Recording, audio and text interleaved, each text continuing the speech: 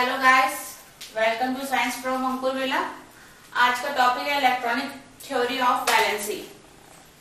The electronic theory of valency state that every element has a tendency to attain electronic configuration of nearest inert gas. अब बात आती है कि ये electronic theory of valency है क्या। इसको 1916 में दो साइंटिस्ट थे, एक फॉसेल एक लुइस। इन्होंने प्रिंसिपल बताया था कि ये इलेक्ट्रॉनिक थ्योरी क्या है, और 1919 में लैंगम्यूर ने इसको इलेक्ट्रॉनिक कॉन्फ़िगरेशन के हिसाब से बताया था, जो ये लास्ट लाइन लिखी है, to attain electronic configuration of nearest inert gas. ये 1919 में लैंगम्यूर ने इसको इलेक्ट्रॉनिक कॉन्फ़िगरेशन के हिसाब से इसे डिफाइन किया था। इसकी कुछ पॉइंट्स हैं, वो मैं आपको बताती हूँ, तब ये ज्यादा क्लियर होगा। पहला पॉइंट ये है कि कोई एलिमेंट है, किसी भी एलिमेंट की वैलेंसी उसके एटम के आउटर ऑर्बिटल में प्रेजेंट इलेक्ट्रॉन की संख्या या इलेक्ट्रॉनिक कॉन्फ़िगरेशन पर डिपेंड करती है। जैसे देखिए, कह रहा है, पहला पॉइंट मैंने क्या बताया, कोई भी एलिमेंट है, मान लीजिए कोई भी एलिमेंट है, जैसे इसमें लिखा है 2He, आप मान लीजिए अगर हम इसका इलेक्ट्रॉनिक कॉन्फ़िगरेशन करेंगे तो 2 आएगा। तो ये जो 2 आया हुआ है, ये इसमें क्या है, नंबर ऑफ इलेक्ट्रॉन इस पर निर्भर करेगा। ठीक है। सेकंड पॉइंट ये है कि जो इनर्ट गैस होती है, देखिए मैंने इधर लिखा भी है हीलियम, नियॉन, आर्गन, क्रिप्टॉन, और दो इसमें नहीं आ रही, वो मैं आपको बता देती, जिनॉन और रेडॉन। जो ये गैस है 1 2 3 4 5 6, ये जो 6 गैसेस हैं, ये इनर्ट गैस होती हैं। कैसे? अब देखिए, ये कुछ रूल फॉलो करती है इनर्ट गैस का। इनर्ट गैस का रूल क्या है, इनको हम नोबल गैस बोलते हैं। क्यों बोलते हैं? एक ऑक्टेट आपने सुना होगा, ये होता है ऑक्टेट नियम या ऑक्टेट रूल, अष्टक नियम। अष्टक नियम क्या होता है? ऐसे ऑर्बिटल जिनका बाह्यतम कोष मतलब आउटर ऑर्बिटल में जो इलेक्ट्रॉन होते हैं वो पूरे होते हैं, उसे हम नोबल गैस कहते हैं या आइडियल गैस कहते हैं। तो हम अगर इसका इलेक्ट्रॉनिक देखिए, He का अगर हम इलेक्ट्रॉनिक कॉन्फ़िगरेशन करेंगे तो 2 आएगा। Ne 10 होता है, इसका इलेक्ट्रॉनिक कॉन्फ़िगरेशन करेंगे ऑक्टेट के हिसाब से करेंगे तो 2 8 आएगा। तो मतलब लास्ट वाला जो ऑर्बिटल है वो फुलफिल है। ठीक है। आर्गन का 18 होता है, इसका क्या है 2 8 8, इसका भी लास्ट ऑर्बिटल क्या है, फुलफिल है। क्रिप्टॉन का 36 होता है, 2 8 8, इसका भी लास्ट जो इलेक्ट्रॉन का ऑर्बिटल है वो भी फुलफिल है। ठीक, ऐसे जिनॉन और रेडॉन का भी है। तो इनर गैस जो होती हैं वो एटम के आउटर ऑर्बिटल को पूरी तरीके से संतुष्ट करती हैं। कह सकते हैं इसका लास्ट जो फिल करते हैं इलेक्ट्रॉन, ये पूरा फुलफिल होता है, इसलिए इसको हम इनर्ट गैस, नोबल गैस या हिंदी में बोल सकते हैं, आपको आदर्श गैस भी बोलते हैं। ठीक है। और जो शेष इनको छोड़कर जो और होते हैं एलिमेंट, उनका जो लास्ट ऑर्बिटल है वो फुलफिल नहीं होता। जैसे मैं आपको बताती, क्लोरीन का 17 होता है। अब अगर आप इसको करेंगे इलेक्ट्रॉनिक कॉन्फ़िगरेशन तो 2 8 7 आएगा। इसको अपना ऑक्टेट मतलब अगर हम अष्टक रूल, इसका जो अष्टक नियम है वो अगर फॉलो करेंगे, ऑक्टेट रूल को फॉलो करेंगे, तो इसका लास्ट में भी ऑर्बिटल में हमें 8 चाहिए, तब ये ऑक्टेट रूल फॉलो करेगा। बट इसका जो हमने इलेक्ट्रॉनिक कॉन्फ़िगरेशन किया है वो 2 8 7 आया। क्यों? 8 और 2 10 और 7 17, मतलब इसका जो 17 है, इसलिए मैंने इसका इलेक्ट्रॉनिक कॉन्फ़िगरेशन किया है, तो इसमें लास्ट में 7 आया। अगर इसको हम ऑक्टेट रूल को फॉलो करना चाहेंगे तो इसमें 8 इलेक्ट्रॉन होने चाहिए, लास्ट में नहीं है। आर्गन में ये देखिए 18 आर्गन, तो इसमें क्या है 2 8 देखिए इसका लास्ट ऑर्बिटल फुलफिल है तो ये इनर्ट गैस होगी, इसका नहीं है तो ये एक इनर्ट गैस नहीं होगी। ठीक है, तो इसका फोर्थ पॉइंट ये होगा कि इनर्ट गैस का आउटर ऑर्बिटल फुलफिल होता है, इसीलिए केमिकल रिएक्शन सबके साथ नहीं करता है। ठीक है, और जो इनर्ट गैस है वो इनर्ट गैस है जो वो क्या करते हैं, ऑक्टेट रूल फॉलो करते हैं, फॉलो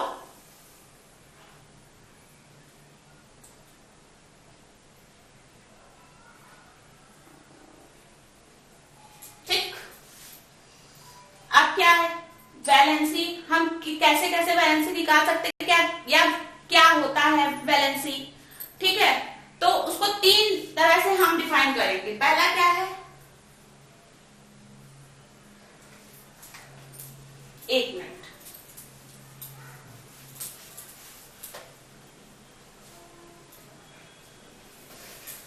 जस्ट अ मिनट, मैं इसको इरेज कर देती हूँ, इसके बाद बताती हूँ।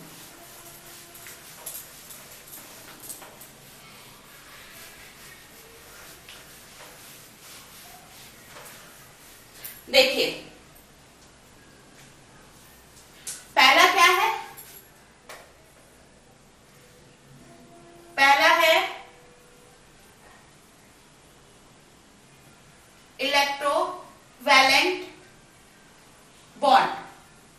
ठीक है, बॉन्ड होते हैं। दूसरा क्या है, कोवैलेंट। तीसरा क्या है, को ऑर्डिनेट। ठीक, बॉन्ड। ठीक है, अब देखिए ये इलेक्ट्रोवैलेंट बॉन्ड क्या होता है, इसको हम हिंदी में बोलते हैं वैद्युत संयोजी बंध। ठीक है, अब जैसे हम बोल सकते हैं electrovalent bond, electro plus valent plus bond. ठीक है, तो इलेक्ट्रोवैलेंट बॉन्ड में ये होता है कि एक से अधिक इलेक्ट्रॉन दे सकता है, अपने साथ वाले को ये एक से अधिक इलेक्ट्रॉन दे सकता है। ठीक है, अभी मैं आपको इसको थोड़ा शॉर्ट में बता रही हूँ, कल इसका जो सेकंड वीडियो डालूंगी तो उसमें मैं बताऊंगी इलेक्ट्रोवैलेंट बॉन्ड क्या होते हैं, इसके एग्जाम्पल क्या होते हैं, जैसे ये एक इलेक्ट्रॉन कैसे दे सकता है, और कोवैलेंट बॉन्ड क्या होते हैं, ये कैसे इलेक्ट्रॉन को देता है, या कोऑर्डिनेशन बॉन्ड क्या होते हैं, ये कैसे देता है। अभी मैं आपको शॉर्ट वे में बता रही हूँ ताकि ये क्लियर हो जाए कि इलेक्ट्रॉनिक थ्योरी ऑफ वैलेंसी होता क्या है, या इनर्ट गैस क्या होता है, इनर्ट गैस के बारे में हम क्या जानते हैं, ये सब मैं आपको बता रही हूँ। तो पहला क्या है, इलेक्ट्रोवैलेंट बॉन्ड। इसमें क्या होता है कि हम एक इलेक्ट्रॉन अपने साथ में किसी को दे सकते हैं। ठीक है, जिसके पास ज्यादा हो। दूसरा क्या है, कोवैलेंट बॉन्ड। कोवैलेंट बॉन्ड में क्या होता है कि इसमें जो होता है दो एलिमेंट्स होंगे वो आपस में बराबर बराबर इलेक्ट्रॉन दे सकते हैं, दो इसको दे सकते हैं तो दो इससे ले सकते हैं। ठीक है, कोऑर्डिनेशन बॉन्ड, कोऑर्डिनेशन बॉन्ड ये क्या होता है, इसमें इसको बोलते हैं उपसहसंयोजक बॉन्ड। ठीक है, इसमें क्या होता है कि ये एक कोई एलिमेंट होता है वो दूसरे को दे सकता है और दोनों ही आपस में उस इलेक्ट्रॉन को साझा कर सकते हैं, या दोनों ही उस इलेक्ट्रॉन को मान लेंगे कि हाँ ये वो मान लेगा ये मेरा है, वो मान लेगा ये मेरा, तो वो क्या होगा, सेटिस्फाई हो जाएगा। ठीक है,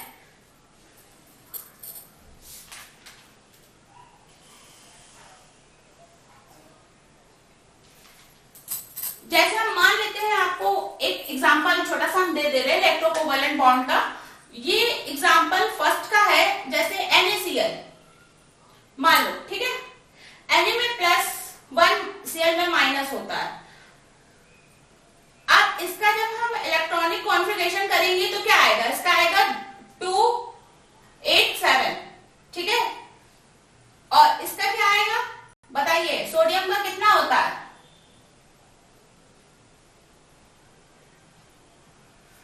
सोचिए। आप लोगों को मैं 1 मिनट देती हूं सोचने के लिए।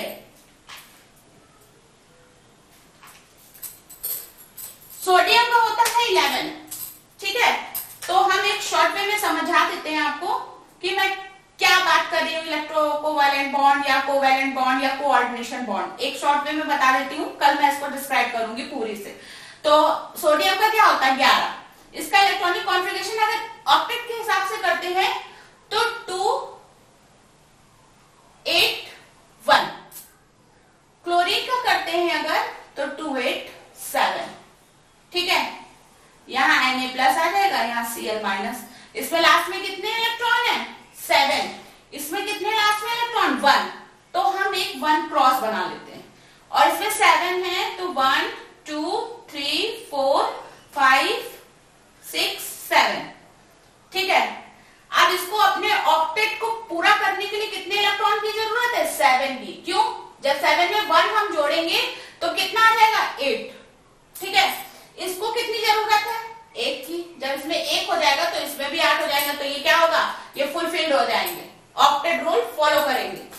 अब क्या करना है, अब देखिए किसी के पास 7 रुपए है और मान लीजिए आपके पास 1 रुपए है, मेरे पास 7 रुपए है, तो हम आपसे 1 रुपए ले लें, मेरा 8 हो जाए, वो ज्यादा सही है कि आप मुझसे 7 रुपए लेंगे, अपने 1 को जोड़ के 8 करेंगे, तो इजी क्या है, इजी ये है कि जिसके पास 7 है उसको 1 दे दो, भैया तुम अपना पूरा कर लो, हमको बख्शो, ठीक है।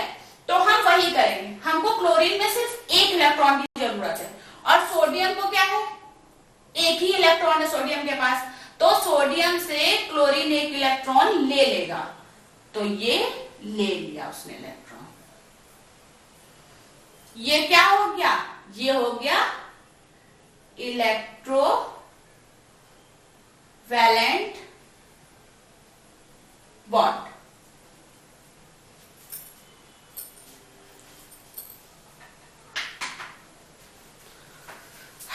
थोड़ा सा ऊपर बना देती हूं और थोड़ा क्लियर हो जाएगा, 1 मिनट। देखिए सोडियम का 1 इलेक्ट्रॉन और क्लोरीन के 7, ठीक है। अब हम कहते हैं कि सोडियम का 1 इलेक्ट्रॉन है और क्लोरीन के 7 इलेक्ट्रॉन। अभी हमने आपको बताया कि मेरे पास 7 रुपए है, आपके पास 1 रुपए है, तो हम आपसे 1 रुपए ले लेंगे, अपना 8 पूरा कर लेंगे, कि आप हमसे 7 रुपए लेके अपना 8 पूरा करोगे, तो इजी वे यही है कि भैया तुम 1 रुपए हमें दे दो, हम अपना पूरा कर लें, ठीक। तो हम क्या करेंगे, ये सोडियम का 1 इलेक्ट्रॉन इधर आ गया। अब 1 इलेक्ट्रॉन ये कहां से आया, मैंने अभी आपको बताया ना, ऑक्टेट रूल के हिसाब से अगर इसका इलेक्ट्रॉनिक कॉन्फ़िगरेशन करेंगे तो 2 8 1 आएगा, और इसका करेंगे तो 2 8 7 आएगा। तो क्या है, क्लोरीन को 1 चाहिए और सोडियम को 7 चाहिए, तो उसकी जगह हम क्या करते हैं, सोडियम से हम 1 इलेक्ट्रॉन क्लोरीन ले लेता है, तो ये क्या हो गया, ये हो गया इलेक्ट्रोकोवैलेंट बॉन्ड।